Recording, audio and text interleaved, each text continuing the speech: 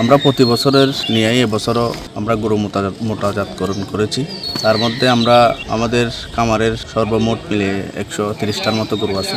তার মধ্যে কুরবানের সামনে করে আমরা 80টার মতো আমরা মোটাজাতকরণ করেছি, যেগুলো আমরা কুরবানের ঈদের জন্য বিক্রি করার জন্য উপযোগ করেছি। তার মধ্যে আমাদের বিশেষ আকর্ষণ হচ্ছে আমাদের লাল বাচ্চা, সাদা বাচ্চা, বড় গরু দুইটা আছে। এগুলো আমরা খুবই যত্ন সহকারে 4 বছর ধরে আমাদের খামারে আছে।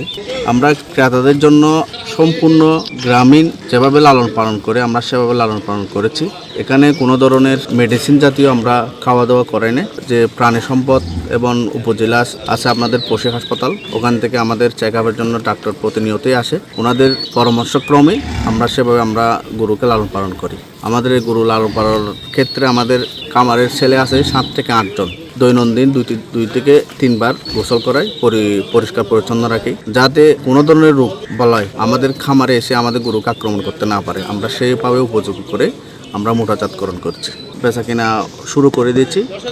এই পর্যন্ত আমাদের 30টার মতো আমরা বিক্রি করে ফেলেছি। গত বছরের তুলনায় এবছর প্রত্যেকটা গরুর দাম চাহিদা বেশি। সমস্ত কিছু মিলিয়ে এবছর আমাদের প্রতিটি একটা গরুর উপর 50,000 টাকার চেয়েও বেশি খরচ হয়েছে।